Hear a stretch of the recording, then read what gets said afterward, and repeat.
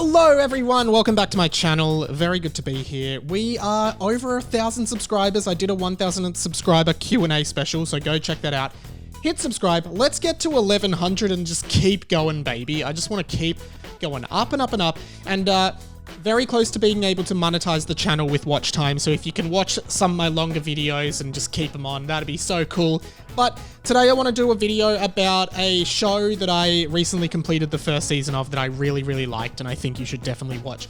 And it is called Solar Opposites. So Solar Opposites is this new animated sitcom that is from the same creator as Rick and Morty, which is an incredibly popular science fiction based animated show that has sprung up in popularity hugely over the last 4 or 5 years. And Solar Opposites is really similar in concept in that it's like a science fiction show about these 4 aliens who have crash landed on Earth and essentially trying to live life on Earth while they can repair their spaceship and get back to their home planet. And this is a great funny show with some really great science fiction storytelling and amazing comedy as well. But I guess in this video I wanted to talk more broadly about animated shows in general, because I feel like for a long time that there were sort of like 3 powerhouses, at least for me,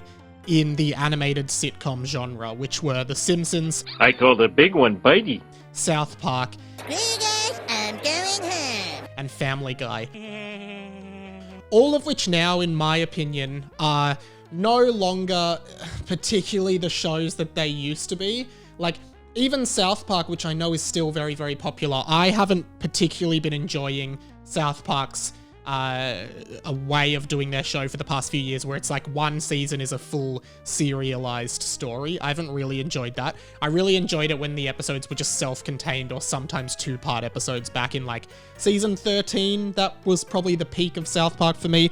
But you know, shows like Family Guy, which if you go and watch the first few seasons of Family Guy, there are some really great episodes in there, and it's really funny. And of course, Simpsons as well. But I feel like in the last 10 years, there have been a ton of fantastic animated shows that built upon what those shows kind of set out originally, because you had shows that kind of existed in those worlds. Like you had American Dad, which was very similar to Family Guy, but more political and governmental based.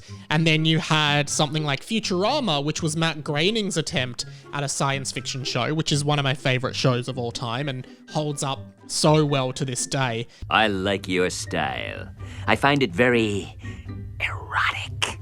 What? Erotic! Erotic! But yeah, for a while it kind of felt like it was sort of The Simpsons or Matt Groening's world, Seth MacFarlane's world, and then South Park, and you didn't necessarily have any hugely mainstream animated cartoons. And there were lots of attempts to achieve this, but for a while they were really unsuccessful. And I think what changed it though, and this slow evolution from The Simpsons, which was very much a show that was grounded in reality. Like, it is a very realistic show and everything that happens to it is pretty much bound, essentially, especially in those early days, they are real stories. Like, they are bound by the constraints of real life. And then you had stuff like Family Guy, which was very much modeled on The Simpsons being a take on the American family, but it started to break the rules a little bit with what could happen in this show, like having a talking dog and storylines around Stewie and the cutaways and different things that broke the rules of our reality that The Simpsons never could really do. Wow, thanks, Spider-Man. Everybody gets one. Tell him, Peter. Apparently everybody gets one. Bingo. Then, of course, something like American Dad, which had, like, aliens and the talking goldfish and all these different sort of more fantastical elements to it that The Simpsons never really could do outside of their Treehouse of Horror kind of shows. Life is not worth living. Klaus, no, it's not worth it! Suffer for your crimes!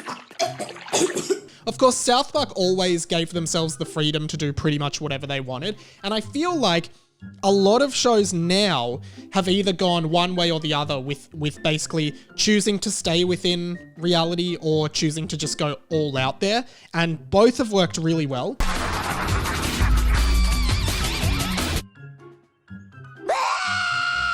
Of course, I would say Futurama gave Matt Groening the freedom to do a lot more fantastical and science fiction based stuff, and that worked out really well. He's also now got Disenchantment, which is a more fantasy and medieval-based show that I haven't watched enough of. I would really like to watch a little bit more of that. But I guess the show that stands out to me as being the modern version of The Simpsons, that is one of the greatest cartoons ever made, would definitely have to be Bob's Burgers. Bob's Burgers took the dysfunctional family dynamic of The Simpsons and just totally revamped it, modernized it, and made this family super, super endearing, and that is just one of the greatest comedic shows to come out of the past 10 years. I believe it's in its 11th season now, and it's still really, really good. Let's see your everything is okay face. No. No. I think that show is great and is definitely the modern Simpsons. It is the modern adaptation about The Simpsons. It's grounded in reality. Everything that happens is based in reality. But then you have some more of these much wackier shows in terms of their style, and that's where I think Solar Opposites comes into it. You get shows particularly like Rick and Morty and Bojack Horseman. Now, Bojack Horseman's a funny one because it's kind of in an alternate reality, but it's like the anthropomorphic animals that live in that world, but also like a cartoon like Bojack Horseman is a show that is able to like address some really serious subject matter and do some really, really serious episodes and have some really dark subject matter in it and be this ongoing story that explores like celebrity culture and drug use and addiction and depression and mental illness and mental health issues and all these different things that are explored in that show. An absolute gem and honestly a bit of a modern masterpiece in animation. So it doesn't matter what we did in the past or how we'll be remembered. The only thing that matters is right now, this moment, this one spectacular moment we are sharing together. Right, Sarah Lynn? And then something like Rick and Morty, which I would say something like Rick and Morty and Solar Opposites really feel like very modern versions of Futurama. Like very much taking that science fiction satire and turning it up and just making these really great, engrossing science fiction stories that are very, very funny, really enjoyable, and sort of have these loose story connected beats. Same with Futurama, but I feel like Rick and Morty and Solar Opposites are really where animated science fiction comedy lands very well right now. B-E-N-D-E-R, Bender! B-E-N-D-E-R, Bender! Of course, there haven't been any new Futurama episodes for a very long time, which is a huge shame, but like, I do feel like it's so interesting to look at what's very popular in animation at the moment.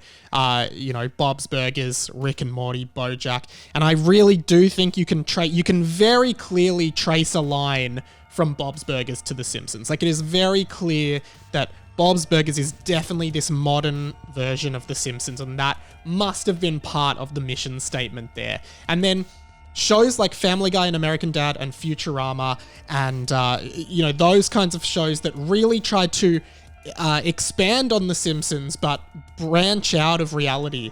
Oh, where you think you're going? I'm going downstairs. Oh, there's a toll in the hole now. $10. Look, can I... Stewie. I think there is a clear line of like Futurama and Family Guy branching out into these things like Bojack, Rick and Morty, Solar Opposites, and all of these new modern animated shows that people really like. These shows, essentially these adult cartoons. And then you've got these ones on the border, like Adventure Time and Regular Show, which are shows for children, but a lot of adults are fans of them and their style and their comedy, which is really great as well. And I think in the past, it was always sort of up in the air with cartoons, whether they were for children or adults. Like, The Simpsons was a children's show with a lot of adult humor and a lot of adult wit. And then I think Family Guy kind of really pushed the boundaries between whether this was for kids or young people or for like young adults. And then, you've got shows like Bojack, which you would say are totally for adults and probably shouldn't be for children because of a lot of the subject matter. And I feel like we are now getting cartoons that are made specifically for adults. Like, they're not actually being made for kids with adult humor buried in them like The Simpsons. They are just like, this is an adult cartoon and it's being taken more seriously as an art form, I guess. Particularly Bojack, which is an extremely artistic show in so many ways. But yeah, Solar Opposites was such an enjoyable show, and I really think it shows where animated sitcoms have come and how they have evolved and what we are at now. I really can't wait for season 2. And interestingly, these shows have much shorter run times, not in terms of the length of an episode, but the amount of episodes. So you might have had 22 episodes a season for The Simpsons, but now you've got maybe 10 episodes of Solar Opposites and 10 episodes of Rick and Morty in a season, which is also really interesting. And I think I don't know, maybe that helps get the best ideas out there and the best content out there, so all the episodes feel really strong, as opposed to there being clear, stronger episodes in a 22 episode season. Those are just my general thoughts and rambling on animated sitcoms in 2021. I would love to see a bunch more pop up. I know there's shows like Big Mouth as well, which I haven't watched much of, but I'm really keen. Like, what are your recommendations for really good animated sitcoms that you think are really worthwhile and worth watching? Let me know in the comments below.